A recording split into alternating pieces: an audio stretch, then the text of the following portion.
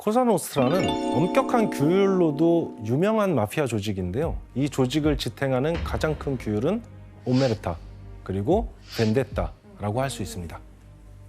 오메르타는 침묵의 계율인데 그 누가 됐든 조직의 비밀을 절대 발설해서는 안 된다는 계율입니다.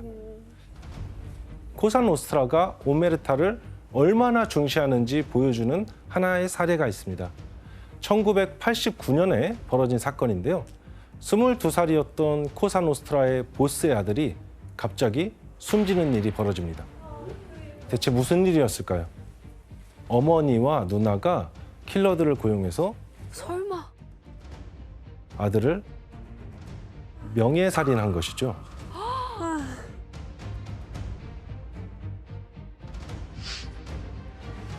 아들이 경찰과 협력해서 마피아의 규율을 깬 것이 가족의 명예를 더럽힌 일이다. 이렇게 생각해서 이런 끔찍한 일을 저지르게 된 것입니다.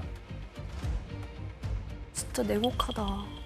마피아인데도. 그리고 벤데타는 이탈리아 말로 복수를 의미하는데요. 실제로는 가족, 가문, 지역의 명예를 걸고 피해 복수, 즉 원한을 갚는 것을 의미합니다. 코사노스트라는 이 벤데타 때문에 아주 오랜 기간 동안 서로 죽고 죽이는 일을 멈추지 않습니다. 하고. 한편 코사노스트라가 새롭게 뛰어든 사업 영역이 있었습니다. 미국으로 건너가 세력을 키웠던 아메리칸 마피아들이 엄청난 수익을 거둬들였던 이 사업, 뭐였을까요? 아, 여기서 나오나요, 이제? 예, 바로 마약이었습니다. 역시. 당시에 활발했던 마약 밀거래 루트, 프렌치 커넥션 기억하시죠? 프렌치 커넥션.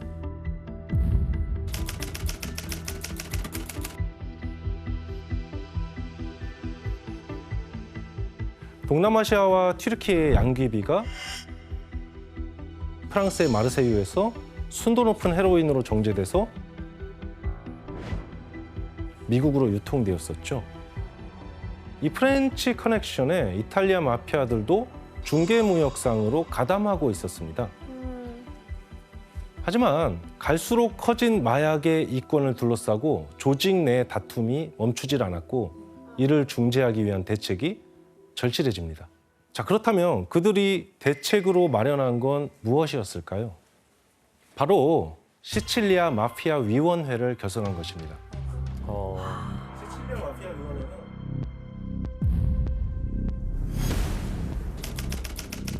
시칠리아 마피아 위원회는 내부 분열을 막기 위한 일종의 조정위원회였습니다.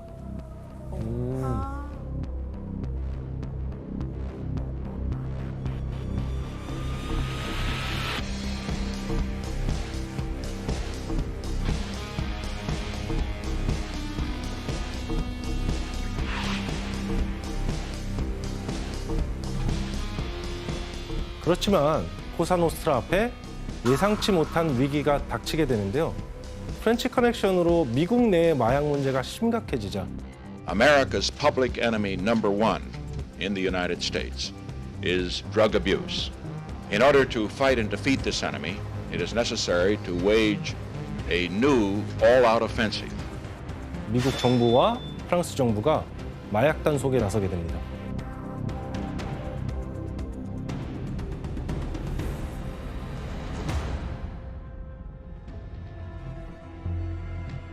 결국 1970년대 초 프렌치 커넥션은 와해됩니다.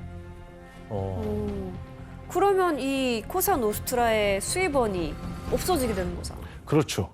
하지만 코사노스트라가 마약으로 버는 막대한 돈을 쉽게 포기할 리 없겠죠. 네. 코사노스트라는 프렌치 커넥션 이후 새로운 마약 루트를 만들어냅니다. 그리고 오히려 이 새로운 루트로 이익을 더 극대화합니다. 1960년대에는 중동, 시칠리아, 마르세유, 미국 이 루트로 마약이 유통되었다면 1970년대 초부터는 중동, 시칠리아, 그리고 시칠리아에서 바로 미국 이 루트로, 그러니까 중동에서 원료를 받아서 시칠리아에서 직접 헤로인을 제조하고 그걸 바로 미국으로 직수출을 하게 된 것이죠. 이게 가능했던 것은 코사노스트라가 프랑스의 헤로인 기술자들을 시칠리아로 데려와서 시칠리아에 아예 헤로인 제조 공장을 세웠기 때문입니다. 와, 진짜 조직적이다. 헤로인을 받아서 미국 내에서 유통을 하는데 이때 미국 마피아들이 단속을 피하기 위해서 피자 가게를 열고 이 피자 가게를 마약 유통의 거점으로 삼게 됩니다. 아, 이게 얘기를 들었었는데.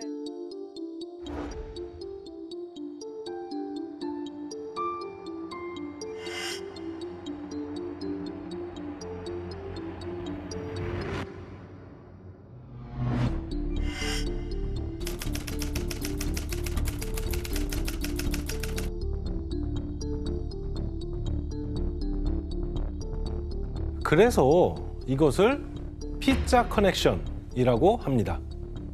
와.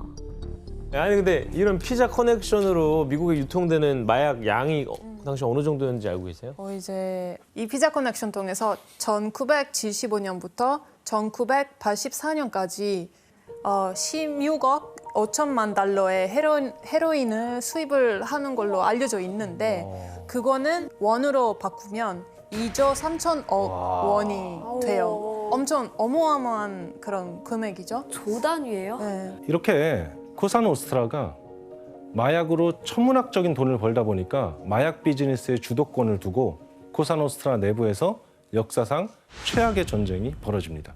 바로 시칠리아 마피아 대전쟁이 시작됩니다.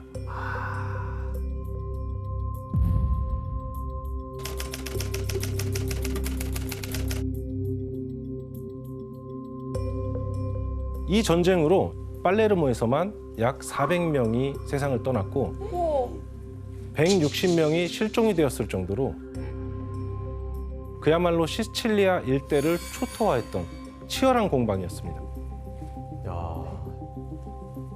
그리고 이 끔찍한 마피아 전쟁의 배후에는 한 인물이 있었는데 이 시칠리아 마피아 전쟁의 시작이자 끝인 인물, 바로 살바토레 리나입니다. 살바토레 리나는 코사 노스트라 내에 콜레오네 패밀리의 수장이었는데요. 피도 눈물도 없는 잔혹함으로 악명이 높아서 야수라는 별명으로 불리던 인물이었습니다. 와. 그런데 이런 살바토레 리나가 마피아 대전쟁을 일으킨 이유는 무엇이었을까요? 그에게는 처치해야만 하는 라이벌이 있었기 때문입니다. 라이벌? 바로 스테파노 본타테와 살바토레 인체릴로입니다. 이 두 사람은 코사 노스트라 내에서 가장 세력이 막강했던 팔레르모 패밀리의 핵심 인물이기도 했습니다. 이 두 사람은 당시 살바토레 리나와 함께 시칠리아 마피아 위원회의 공동 의장을 했던 인물들입니다. 팔레르모 패밀리는 마약 거래뿐만 아니라 2차 세계대전 이후 건설 붐으로 엄청난 부를 획득하게 되는데요.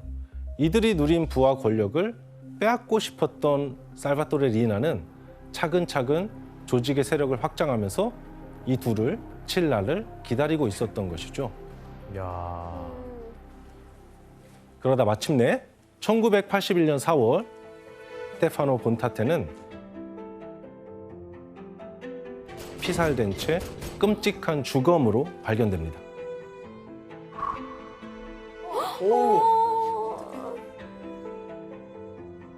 그리고 그로부터 한 달 후 살바토레 인체릴로마저 피살됩니다. 얼굴이 아예 없어졌는데. 너무 허망해 근데 저렇게 죽는 게. 무서워. 시칠리아 마피아의 핵심 인물 2명이 연달아 살해된 것이죠. 둘 다 저 두 명이 다 죽은 거예요? 그런 것 같아요. 예. 하지만 이것은 시작에 불과했습니다. 이 이후로 진짜. 살바토레 인제릴로의 집안에서만 21명이 줄줄이 죽임을 당합니다. 그리고 스테파노 본타테의 조직에서는 3년간 120여 명의 조직원이 피살됩니다. 와. 이후에 살바토레 리나는 마피아뿐만 아니라 마피아를 비판하는 언론인 그리고 무고한 일반인도 거침없이 살해를 했고 그야말로 방해가 된다 싶으면 가차없이 죽였습니다. 그리고 그 결과 마피아 대전쟁에서 승리를 하고 결국에는 마피아 위원회의 단독 의장으로 등극하게 됩니다. 하지만 그의 폭주로 시칠리아 민심이 크게 요동치게 됩니다. 도시 전체를 무법천지로 만들었던 마피아에 대한 분노가 들끓기 시작합니다. 그러면서 마피아들을 처벌하기 위한 정치권의 움직임도 전개되기 시작합니다. 그 움직임을 이끌었던 것은 이탈리아 공산당 서기장이었던 피오 라또레라는 인물이었습니다. 라또레는 반마피아법을 발의했는데요. per liberare la Sicilia dal sistema di potere mafioso. 그가 발의한 반마피아법의 특징은 크게 두 가지로 설명할 수 있습니다. 첫 번째로 이탈리아 사법체계에서 최초로 마피아를 공식적인 범죄 조직으로 규정했다는 것입니다. 자, 그렇다면 두 번째 반마피아법의 특징은 무엇일까요? 마피아 범죄로 경제적 이익을 얻었을 경우에 그 소득이나 재산을 압류할 수 있도록 한 것입니다. 그러나 피오 라또레는 이런 강력한 반마피아법을 발의했지만 이 법률은 의회에서 제동이 걸린 채 2년 동안 제정되지 못했습니다.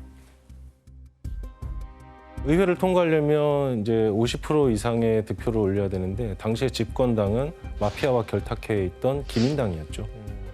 의회를 통과하기가 쉽지 않은 상황이었습니다. 그런데 반마피아법으로 마피아의 재산 압류가 이슈화되자 살바토레 리나를 필두로 코사노스트라는 반격에 나서게 됩니다. 그리고 가장 먼저 그들의 타겟이 된 것은 바로 반마피아법을 발의했던 피오 라또레였습니다.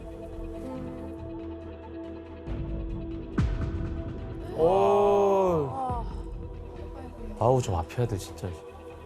1982년 4월에 피오 라또레는 싸늘한 주검으로 발견이 됩니다. 아 이건 아니지. 이건 진짜. 상황이 이렇게 되자 이탈리아인들은 충격에 빠지게 되죠. 그렇죠. 그의 죽음 이후 1982년 9월 이탈리아 정부는 반마피아법을 공식적으로 선포하게 됩니다. 야. 보였네. 이제 막다른 궁지에 내몰린 코사노스트라는 검찰과 경찰의 고위 간부들을 상대로 테러를 지속하고 줄줄이 살해합니다.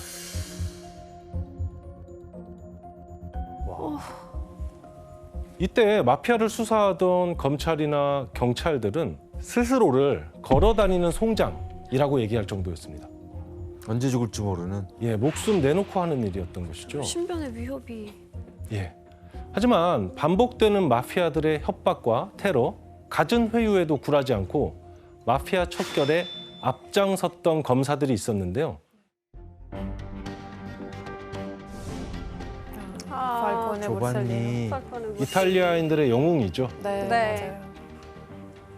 맞아요. 이탈리아 사람이라면 모르는 사람이 없을 만큼 되게 유명한 사람들인데 본인 목숨을 걸고 마피아를 없애려고 노력을 했던 사람들이에요.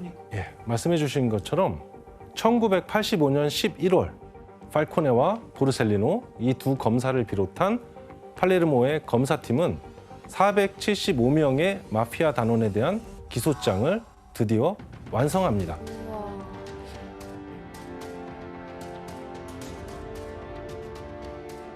총 8,607페이지의 본문과 4천여 페이지의 참조란으로 이루어진 서류였습니다. 그런데 이 서류를 완성하기까지는 중요한 한 인물의 협조가 있었습니다. 이 정도면 마피아 조력자가 있겠죠 내부에. 바로 톰마소 부셰타라는 인물입니다. 부시했다. 부셰타는 최초로 오메르타의 규율을 깨고 경찰에 협조하기로 결정합니다. 야. 대체 그 이유가 무엇이었을까요? 진실은 토마소 부셰타가 살바토레 리나에 대해서 굉장한 적개심을 가지고 있었던 인물이기 때문입니다. 그런 이유도 있었구나. 마피아 전쟁 때 부셰타는 두 아들이 실종됐고 자신의 형, 조카, 그리고 사위 등이 피살되는 경험을 하게 됩니다. 원한을 가질만 하네요. 그리고 그 일을 주도했던 것이 살바토레 리나였죠. 그렇죠. 부시에타는 연이은 가족들의 죽음에 마피아 생활에 환멸을 느끼고 있었고 이런 부시에타를 조반니 팔코네 검사가 검찰 조사에 협조해달라고 설득을 하게 됩니다. 잘했다. 결국 부시에타는 마피아의 절대적 규율인 오메르타를 깼고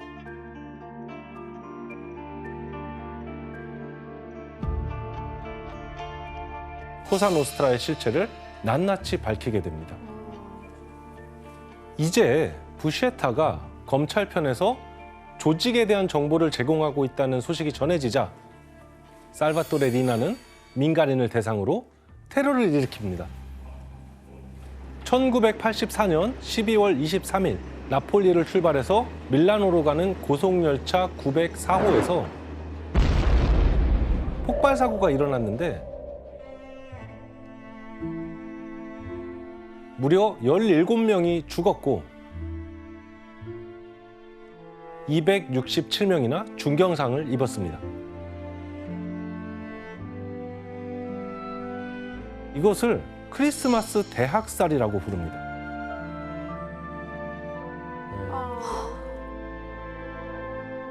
이 테러는 부시에타와 검찰 측에 보내는 리나의 일종의 경고의 메시지였죠.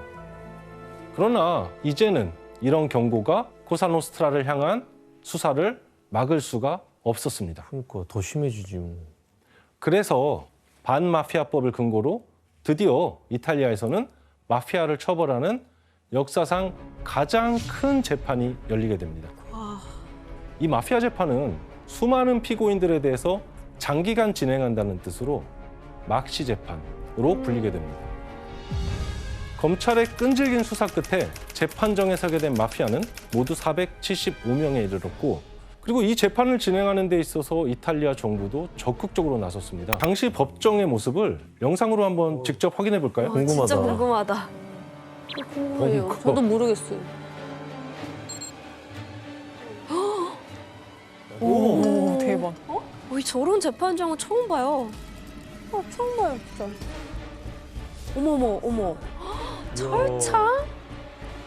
와, 사람이 많구나. 철창이 진짜 대박이다. 이때 피고 475명 중에 119명이 구제 중 기소되었고 300여 명의 피고들이 재판을 받았는데 변호인단만 200여 명이었습니다. 변호인 200명. 이에 맞서 검찰 측이 준비한 서류만 해도 40만 페이지에 달했습니다. 40만 페이지. 와, 그게 언제 다 공부를. Signor Presidente, volevo comunicarle che l'imputato Tommaso Buscetta, che ho rinunziato a comparire, è a disposizione della Corte.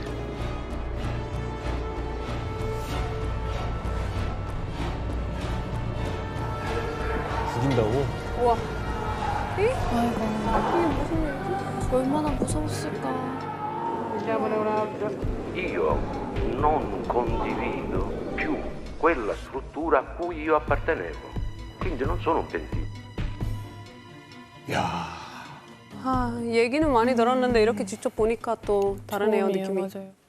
결국 법정은 마피아가 벌인 120건의 살인과 마약 밀매, 폭력과 협박에 의한 강요 혐의를 인정을 했고 이 역사적 재판의 결과로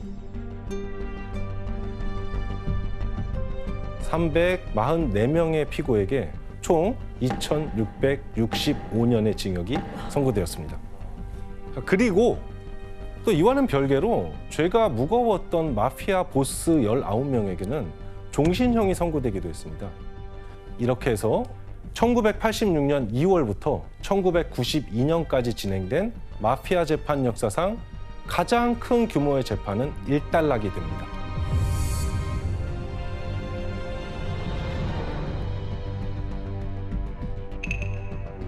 자, 그런데 막시 재판이 종결되었던 바로 그해 5월 23일 팔레르모 인근의 한 도로에서 폭탄 사고가 일어납니다.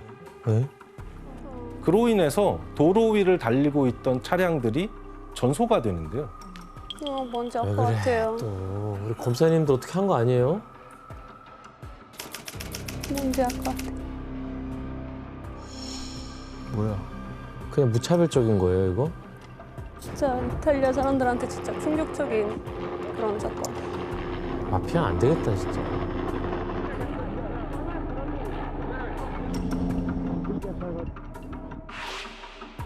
자, 과연 사고를 당한 사람은 누구일까요? 검사님. 그쵸. 제발 아니었으면 좋겠다. 그 차량들 안에 타고 있던 사람은 다름 아닌 팔코네 검사와 그의 아내, 그리고 이 팔코네 검사를 경호하던 경찰들이었습니다. 맞아요. 추가 수사를 막기 위해서 코사 노스트라가 벌인 암살이었습니다. 팔코네 검사의 동선을 미리 파악하고 있던 마피아가 도로 지하를 가로지르는 배수관에 약 500kg의 폭탄을 설치해두었다가 리모컨으로 폭발시켰던 것이죠.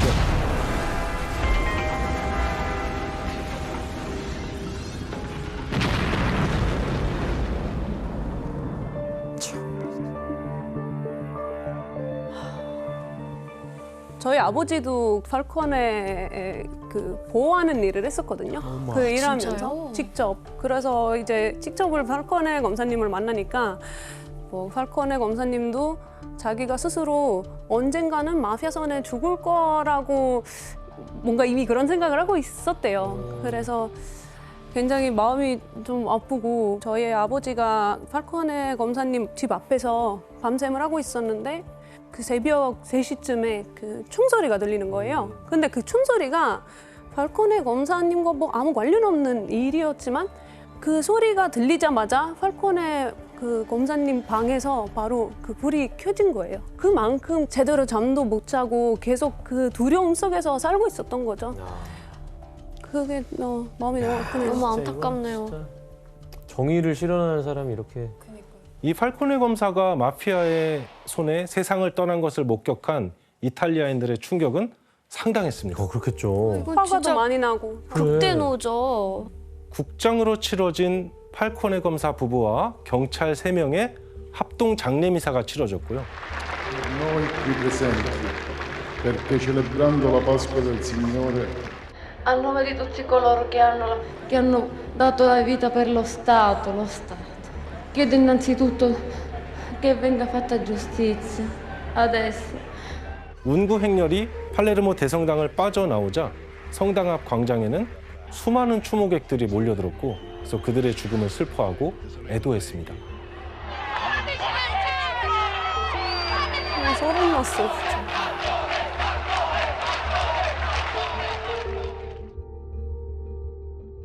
이날 추모를 위해서 모인 시민들은 팔레르모는 정의를 원한다. 정부에서 마피아를 몰아내라. 이런 내용의 플래카드를 내걸고 시위를 벌였습니다. 정말 이탈리아 사람한테 너무 충격이었어요. 팔코네 검사에게 테러를 가했던 것은 살바토레 리나의 오른팔이었던 조반니 브루스카였습니다. 그거 알고. 브루스카는 인간 백정이라고 불리던 사람인데요. 살해한 사람만 100명이 넘는 걸로 알려져 있습니다. 배신한 조직원의 11살짜리 아들을 2년 동안 납치했다가 살해한 후에 산성용액에 시신을 녹여서 없애버렸을 정도로 잔인한 인물입니다. 정말 괴물이에요. 죽여야지. 진짜. 비극은 단지 팔코네 검사의 죽음으로만 끝나지 않았습니다. 아이고. 팔코네가 비극적으로 세상을 떠난 지 2달이 채 되지 않아서 보르셀리노 검사 역시 어머니를 찾아뵈러 간 아파트 주차장에서 마피아의 폭탄 공격을 받고 세상을 떠나게 됩니다. 팔코네의 죽음 이후에도 굴하지 않고 수사에 박차를 가하던 보르셀리노 검사에 대한 마피아의 보복이었습니다.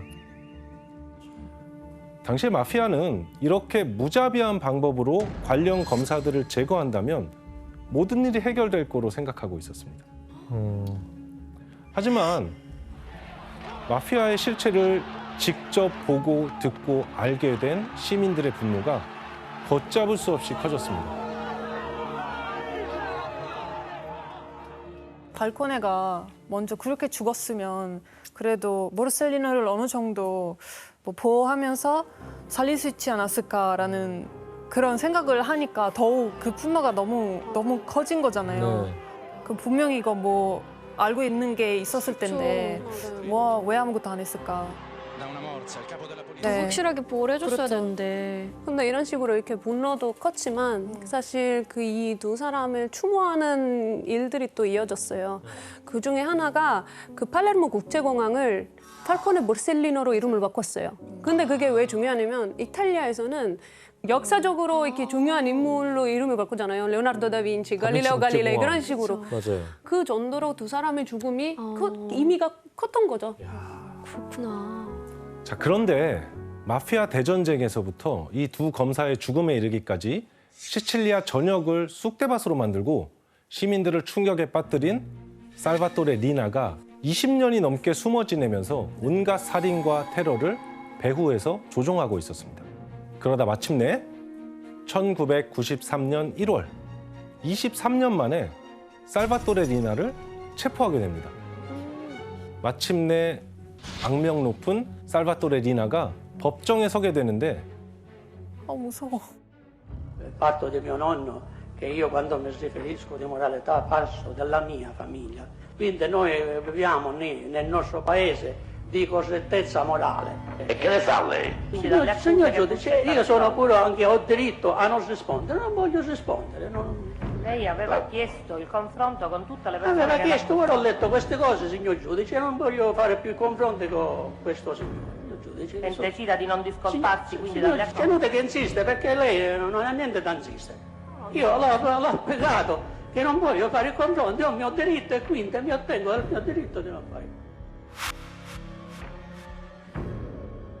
Io questo signore lo conosco, lui ha deciso tutti gli omicidi che sono successi nel Siciliano, tutti, anche quelli della provincia, di altre province, non solo della provincia di Palermo.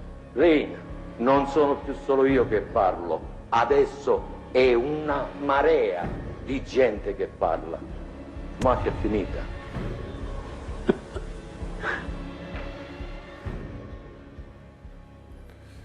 리나의 태도를 보니까 어떤 생각이 드시나요? 뻔뻔해요. 엄청. 고통스럽게 남은 여생을 고통스럽게 해드리고 싶네요.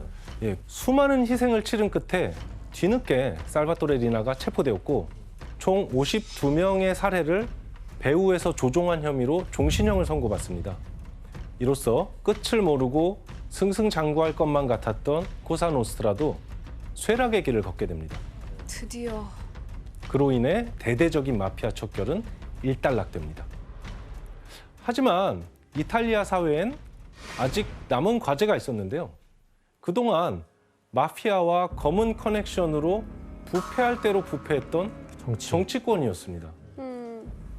1992년 2월 17일 밀라노 검찰의 젊은 검사 안토니오 디 피에트로가 당시 연정에 참여하고 있던 사회당 소속의 관리를 700만 리라의 뇌물을 받은 혐의로 체포했는데 이것을 시작으로 반부패 수사 마니뿔리떼가 전개된 것입니다. 마니뿔리떼는 깨끗한 손이란 뜻이죠. 그런데 수사 1년 만에 1000여 명의 정치인과 고위공직자가 체포되었고 전체 국회의원의 25%인 177명이 검찰 조사를 받았습니다. 이후에도 수사는 계속되었고 이후 총 6천여 명이 부패와 관련돼 수사를 받고 그중에 2,993명이 부패 혐의로 체포되었습니다. 그리고 이들 가운데 상당수가 마피아로부터 정치 자금을 받고 있었다는 사실이 드러났습니다. Ma io sono sempre stato al corrente della natura non regolare dei finanziamenti ai partiti e al mio partito.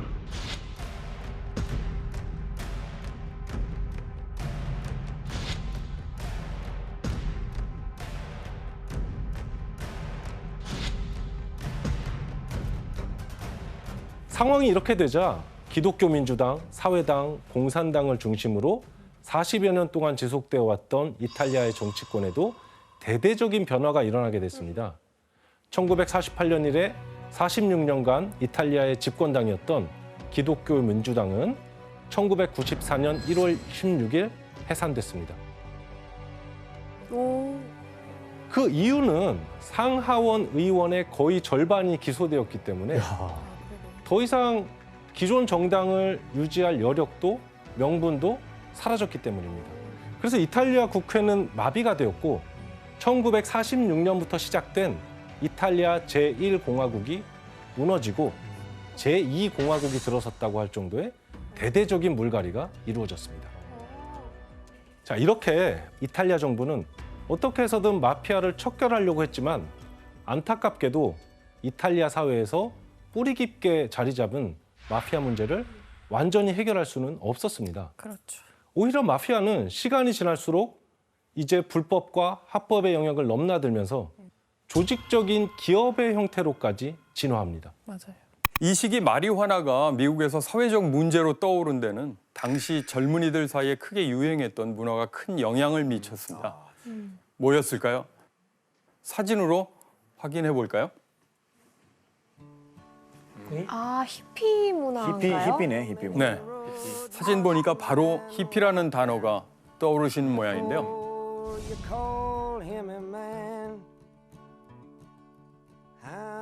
히피 문화 하면 대표적으로 떠오르는 게 자유로운 복장, 또 평화를 상징하는 꽃, 기성 질서에 대한 도전 또는 전쟁 반대, 그리고 마리화나였습니다. 맞아요. 당시 젊은이들은 너도나도 마리화나를 많이 복용을 했는데요. 그런데 당시에 마리화나뿐 아니라 다른 마약 복용도 이제 점점 심각해지고 있었는데요. 그리고 그 문제는 당시 미국이 여전히 치르고 있었던 역사적인 전쟁, 베트남 전쟁과도 연관이 있습니다.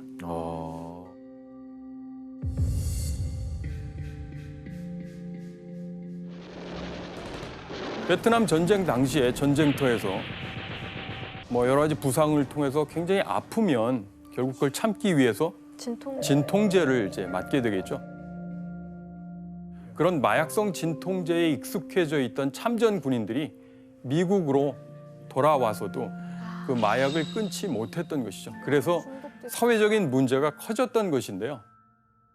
A congressional report has estimated that 10 to 15% of American servicemen in Indochina are heroin addicts.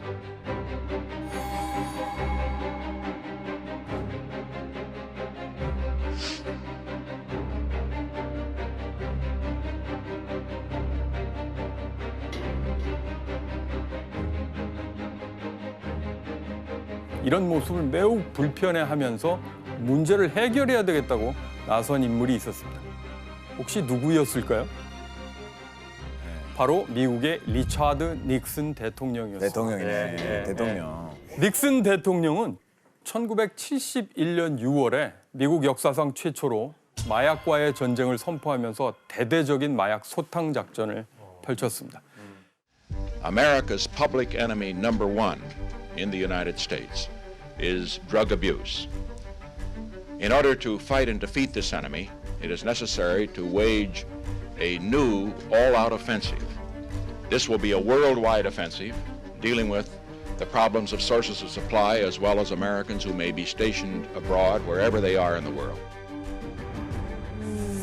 국가 차원에서 나선 거네요. 그렇죠. 얼마나 심각하면 대통령이 저걸 지금까지 하겠어요. 인정하는 마약 거네요. 근절을 그 위한 얼굴 표정이 네. 어때 보이죠? 너무 어두워요. 굉장히 단호해 보여요. 네, 그게 발표문에서도 확인됐듯이 이 마약에 대처하는 닉슨 대통령의 태도는 매우 강력했죠. 매우 강경했고 마약을 공공의 적 1호, 퍼블릭 에너미 1호라고 부를 정도였습니다. 결국 닉슨은 1969년에 미국 멕시코 국경을 사실상 봉쇄하고 또 멕시코인들의 이주를 제한하는 이른바 차단 정책을 실시하기도 했고요.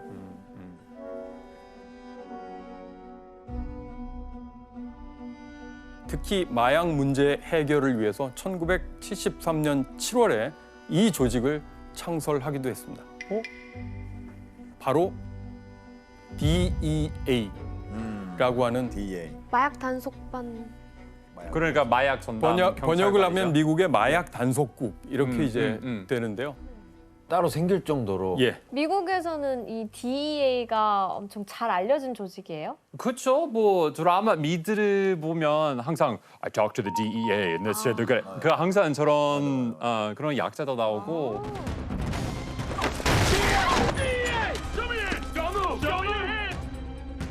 경찰보다는 뭐 또 다른 군대 같은 느낌이더라고요. 그래서 국제적으로도 다른 나라 가서 어떤 작전을 펼치기도 하고 그리고 뭐 갑자기 카르텔의 보스 검거하기도 하고 그리고 이 미국의 마약 단속국이 1976년에 멕시코 군인 1만 명을 지원하게 된다. 바로 콘도르 작전입니다.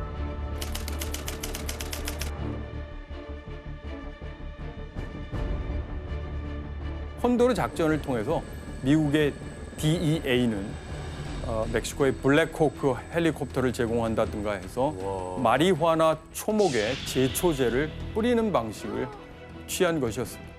그래서 이 작전으로 1977년 한 해만 하더라도 약 38제곱킬로미터에 달하는 마리화나 밭이 파괴됐다고 합니다.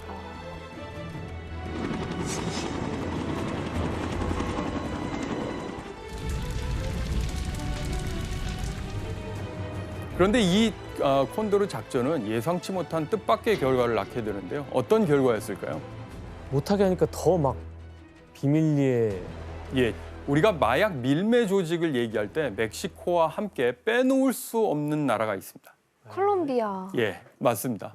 남아메리카의 콜롬비아입니다.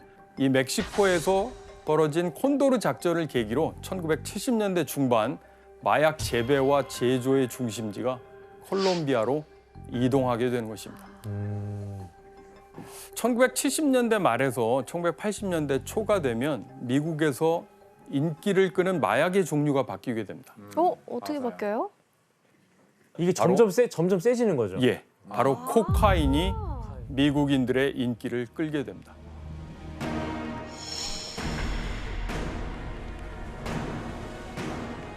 우리가 잘 아는 콜라나 코카인의 원료가 코카 나무 잎입니다. 사실 이 코카 나무 잎 자체가 마약은 아니거든요.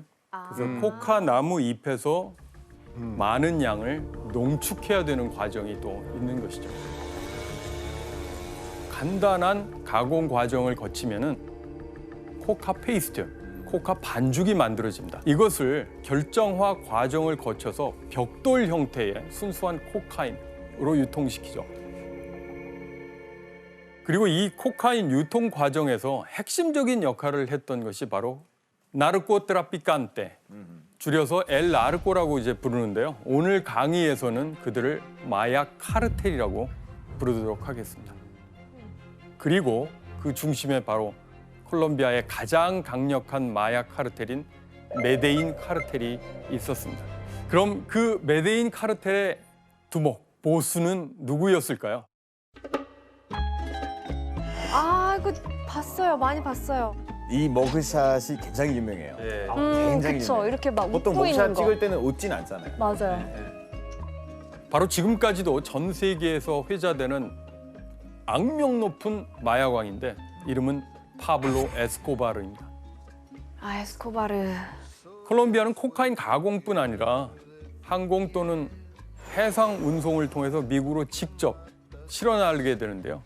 그의 전성기인 1980년대 미국으로 유통되는 코카인의 80%가 이 메데인 카르텔을 거쳤다고 해요. 정말 80%요? 예, 엄청나지 않습니까? 독점이네요, 독점. 예, 가히 독점이라고 할 수 있고요. 와. 1980년대 메데인 카르텔은 하루에 최대 6천만 달러? 최대입니다. 1년에 추산해 보니 40억 달러 정도의 수입을 올렸다고 4조 원? 알려져 있습니다. 잠깐만, 4조 원 맞죠? 40억 달러. 4조 원. 예, 4조가 넘어가는 그 당시에 4조 원. 와. 그러니까 그 맞아요. 70년대에. 와. 이게 원래 마리화나는 크기가 더 컸어요. 그래서 이제 파는데도 한계가 있었고 그랬는데 코카인은 거기서 개발했을 때 훨씬 작고 한 가격 한 3배 정도 더 비싸게 팔 수 있기 때문에 저는 훨씬 많이 근데 받아요. 1년에 그렇게 번다는 거 아니에요? 아유, 너무 정의롭지 못하다. 대박이다. 크리스티안 씨가 잘 말씀해 주셨듯이 이 코카인은 1kg에 $1,000 정도라고 하면 메데인 카르텔의 조직원들은 그 1kg을 최대 7만 달러까지 받았다고 합니다. 예, 상당한 폭리를 취한 셈이죠. 맞아요. 이 때문에 메데인 카르텔은 마약 제국을 이루었고 카르텔의 보스인 에스코바르는 마약 왕에 등극하게 되었습니다. 그 넷플릭스 시리즈에 보면 나르코스라는 시리즈가 있는데 그 시즌 1, 2 에스코바르 관련 얘기를 다 나와요. 네. 그 이제 드라마로 제작될 정도면.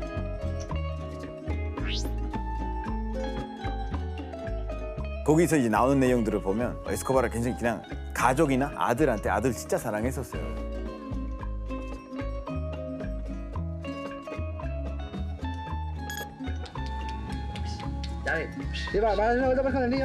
You can see that they are all happy. My father was just started involving in the drug trafficking business, so he was doing well.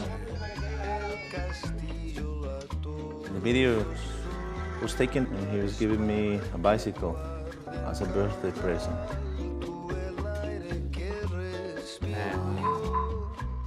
그러니까 80%를 저 사람이 다 팔았으면 엄청난 재력가네요. 네, 이런 마약 밀매를 통해서 최초로 억만장자가 됐을 가능성이 큰 사람인데요. 억만장자, 조만장자 아니야? 조만장자죠. 그렇다면 에스코바르의 재산이 어느 정도였는지 한번 확인해 볼까요? 뭐죠? 이게 포브스인가 이게? Forbes지죠. 포브스. 세계에서 가장 부유한 사람? 카메론 씨가 한번 읽어주세요. 네. He has the largest share, estimated at 40% of the cartel's business, indicating a cash flow to him alone totaling at least $3 billion over the years. 대박이다. 와. 그 순자산의 경우는 20억 달러라고 기록이 돼 있고요. 짱이다. 이후에 포브스는 1989년대 에스코바르를 전 세계 제7위의 부자로, 7위의 부자로 선정하기도 했습니다. 장난했지. 그리고 1993년 그가 사망할 당시를 기준으로 그의 재산을 90억 달러로 추산하기도 합니다. 90억 달러. 그럼 이게 얼마인가요? 90억 달러라고 하면 현재 기준으로 무려 11조 원이 넘어가는 엄청난 돈인데요. 그 제가 읽었던 기사인데 1980년대에는 에스코바르가 개인 대저택에서 개인 동물원을 만들었대요.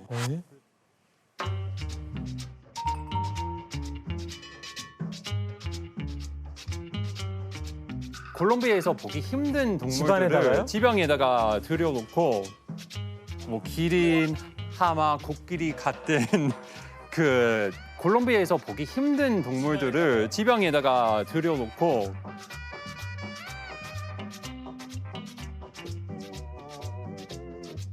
근데 더 웃기는 게 그 원래는 하마는 4마리 정도였는데 이제 80마리 돼서 이제 쿨치콜이 번식을 됐더라고요. 엄청 했네. 예, 왜냐면 그 하마는 공격성이 엄청 많거든요. 그래서는 그 주변은 살고 있는 사람들이 엄청 위험하대요.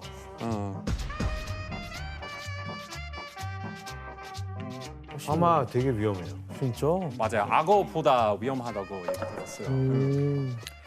그렇다면 에스코바르는 그에게 이렇게 막대한 부를 안겨준 코케인을 어떤 식으로 이제 미국에 넘겼을까요? 지도로 한번 확인해 볼까요? 네. 아 역시 마이애미를 통해서. 아, 나의 예. 엄마. 에스코바르는 카리브해 바하마 군도에 섬을 사서 바로 이곳을 코카인 수송의 거점으로 삼았던 것인데요. 1km에 달하는 활주를 만들기도 했습니다. 개인이 활주로를 깐다고요? 예. 바로 이곳을 코카인 수송의 거점으로 삼았던 것인데요. 콜롬비아에서 좀 더 큰 수송기에 싣고 온 코카인을 바하마에서 작은 비행기에 나눠서 와. 경비행기에 싣고 미국 쪽으로 향했던 거죠. 와.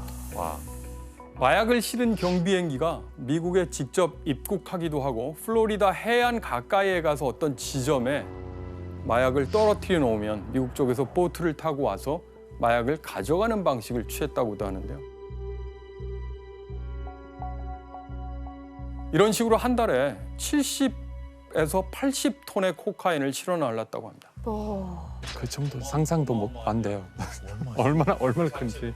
와. 그런데 대박이다. 이렇게 에스코바르가 거대한 마약 제국을 만들 수 있었던 데는 그의 일 처리 방식도 큰 역할을 했다고 하는데요. 에스코바르의 일 처리 방식은 바로 이 말로 설명할 수 있습니다. 플라타 오 플로모. 이거는 플라타는 은이라는 뜻이에요. 플로모는 납.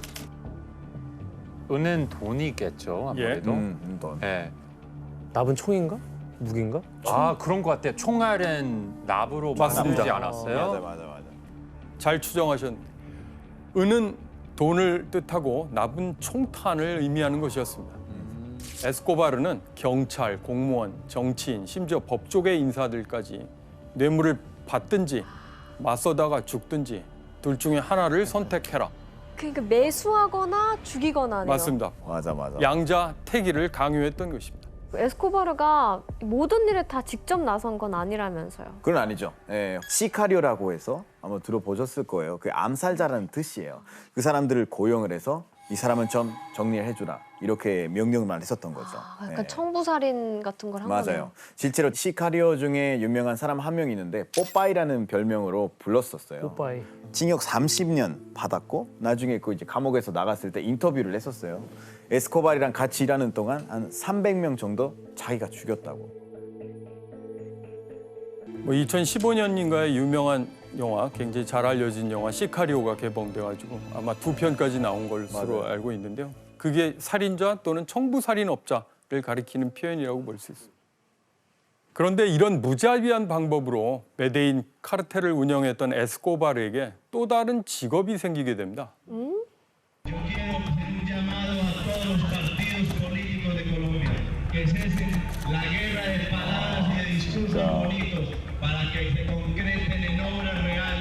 Pablo Escobar Gaviria has been elected representative in the House of Nariz. 와, 당선됐어. 그치, 돈을 이렇게 뿌리면 아, 경제력을 내세워서? 와. 아니, 난 도전만 하는 줄 알았지 된 줄은 몰랐어요. 근데 이 경제를 장악한 사람이 정치까지 해버리면 경제도 지하 경제인 것인데요. 자, 그렇다면 이 마약왕은 어떻게 국회의원으로 변신할 수 있었을까요? 돈을 뿌렸겠죠. 저 플라타 돈으로 매수했을 것 같아요. 그 동시에 주요 활동 지역인 메데인에서 각종 지원 정책을 펼쳤기 때문입니다.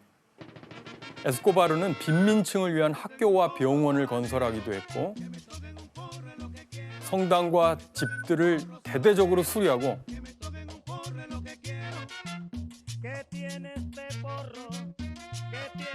축구팀도 만들었답니다. 뇌물 이게 하는 게 아니라 이렇게 사람들이 진짜 좋아할 만한 그런 도움이 될 만한 정보가도 안 하고 있는 본인 그런 돈으로 건- 다 한 거예요, 그냥? 그건 본인 돈으로 한. 예, 맞습니다. 이 때문에 에스코바르는 메데인 지역에서 가난한 이들을 위한 로빈후드로 인식되었습니다. 아, 로빈후드. 그런데 이렇게 콜롬비아의 마약 왕이 승승장구하는 사이에 미국 내 마약 문제는 더욱더 심각해져만 갔는데요.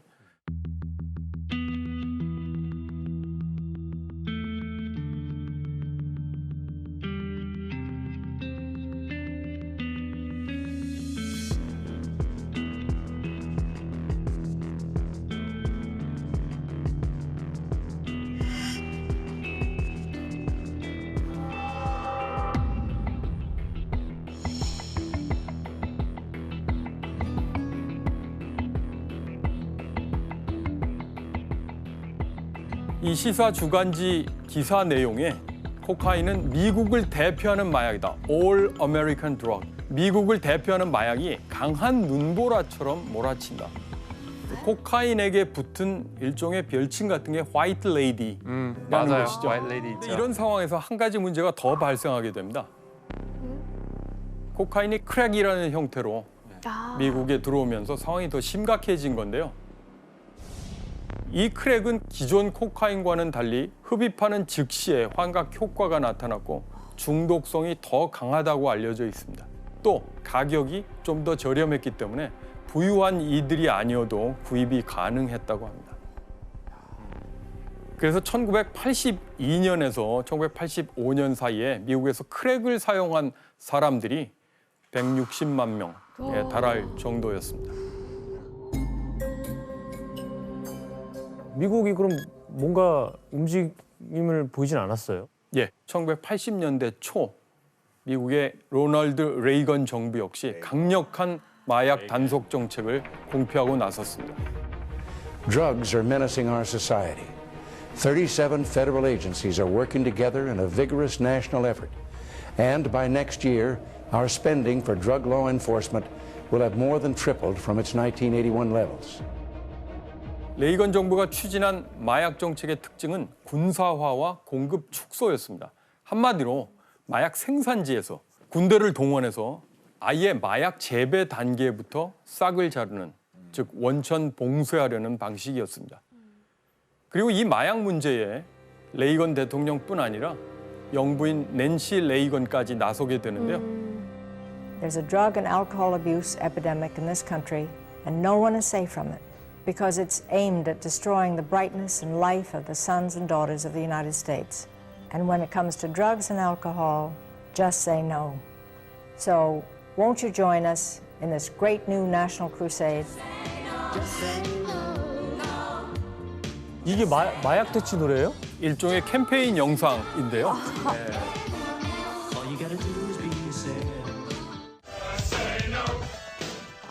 그 유명한 스포츠 스타인 것 같은데요? 아마 매직 존슨 모습.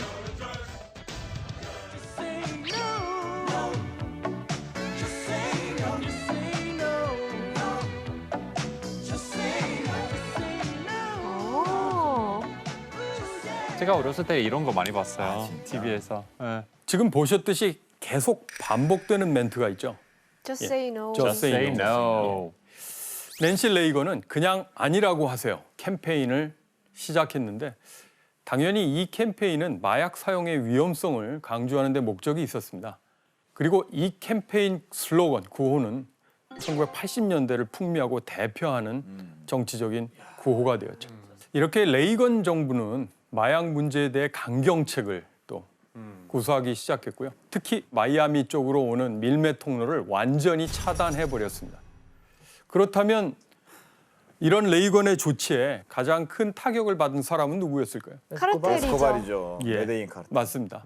바로 콜롬비아의 마약 카르텔이었는데요. 그들의 운송 통로가 막혀버린 것이죠. 그런데 이때 콜롬비아 카르텔의 문제를 어느 정도 해결해 줄 수 있는 또 다른 인물이 나타납니다. 그리고 그는 콜롬비아 마약 카르텔의 위기를 해결하는 동시에 멕시코 마약 카르텔의 역사를 바꿔놓는데요. 미겔 앙헬 펠릭스 가야르도라는 인물입니다. 이것도 머그샷이네요. 펠릭스는 멕시코의 마약 카르텔을 설명할 때 보스 중에 보스. El jefe de jefes. 예, 바로 두목 중에 두목, 우두머리 중에 우두머리를 얘기하는 거고요. 멕시코 마약 카르텔의 초석을 다진 사람인 거네요. 맞습니다. 펠릭스는 1970년대 중반에 멕시코에서 두 번째로 큰 도시인 과달라하라를 중심으로 한 과달라하라 카르텔의 수장이 되었던 인물인데요. 그의 전직이 무엇이었을까요? 바로 멕시코의 연방 사법경찰이었습니다. 야.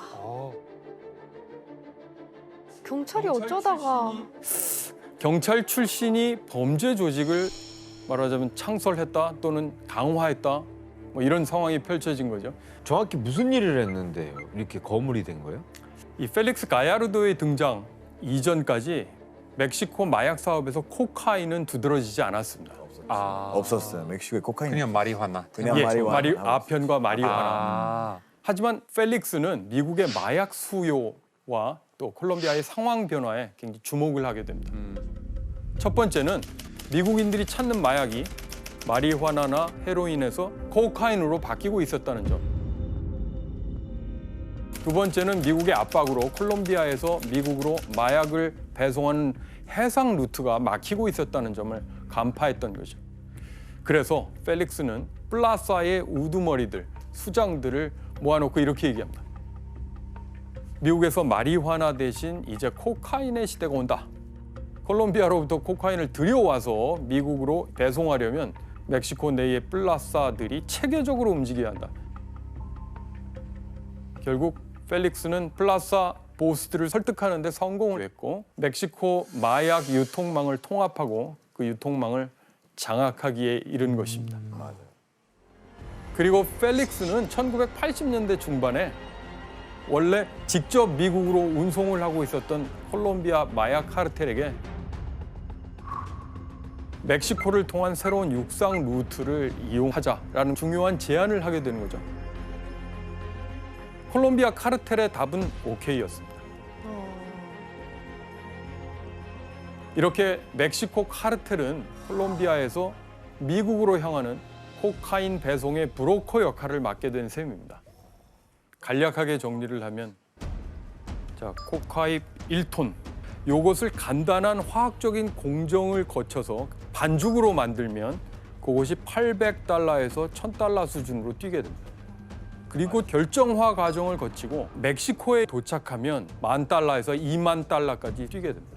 와. 10배로 뛰어버리네요. 그리고 최종 소비자 가격, 즉 미국의 길거리에서 팔리는 수준을 추산해보면 또는 12,000달러에서 150,000달러로 상승한다고 하죠.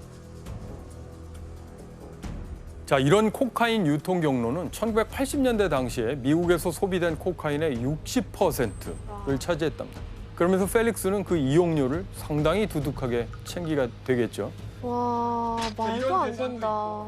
한마디로 펠릭스와 그의 조직인 과달라하라 카르텔은 마약 카르텔 역사에 결정적인 역할을 한 셈입니다.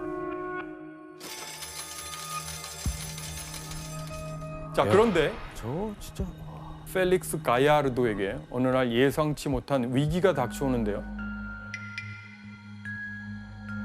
펠릭스의 동업자로 라파엘 까로 낀테로라는 인물이 있었는데 이 사람이 미국의 마약 단속국 DEA 요원을 살해한 혐의로 체포된 것입니다.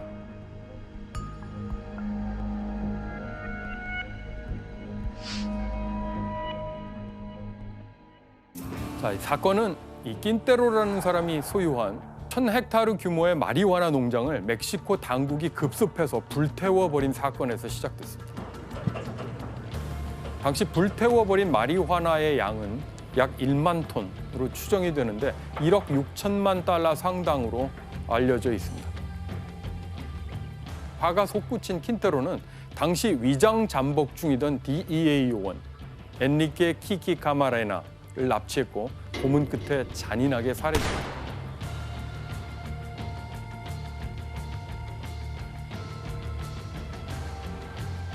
실제로 그 코먼을 했던 그 집 뒷마당에서 거기서 이제 시체를 버리고 갔는데 그냥 대놓고 네 근육이 드러나 있었고 저기 창도 그렇고 다 그냥 실제 내부 기관들이 다 네, 나와 있었고요. 맞아요. 나와 있었고 머리 쪽에서도 드릴로 구멍을 뚫은 그런 흔적까지 있었는데 뭐 거의 악마적인 범죄인 셈인데요.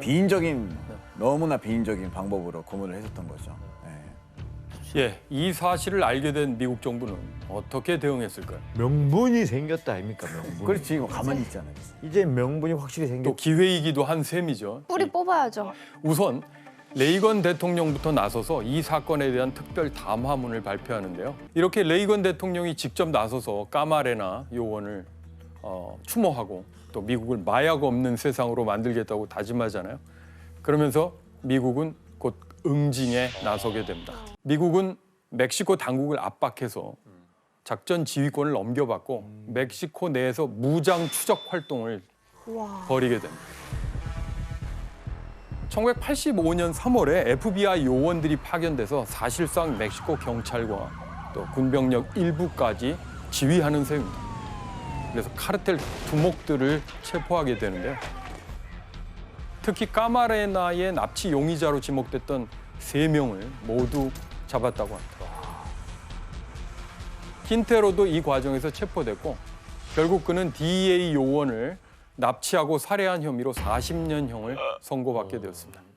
그리고 미국은 이 DEA 요원 살해 사건에 연루된 마약 카르텔들을 처단하는 데 그치지 않고 한 가지 더 해결책을 제시합니다.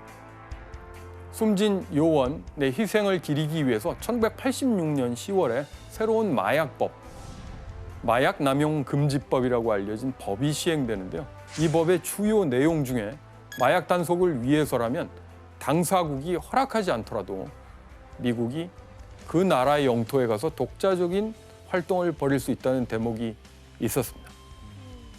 그 때문인지 그 사건 이후로 미국 DEA 요원이 지금까지 살해당한 사례는 없다고 알려져 있습니다. 못 건드리는구나 이제. 멕시코의 마약왕 그 펠릭스는 어떻게 됐어요?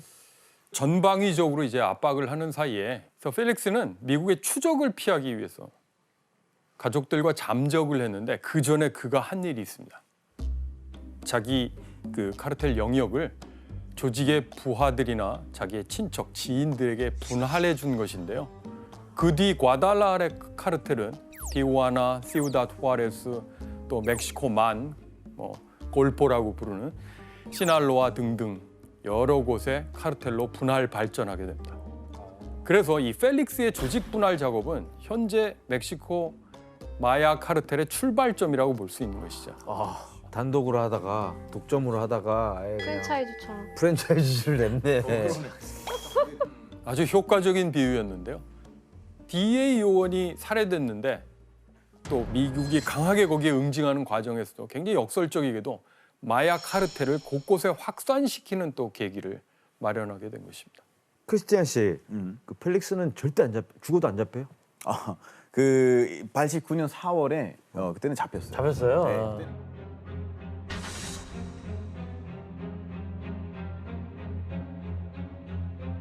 드디어 잡혔는데 그때는 이제 징역 40년 받았었어요.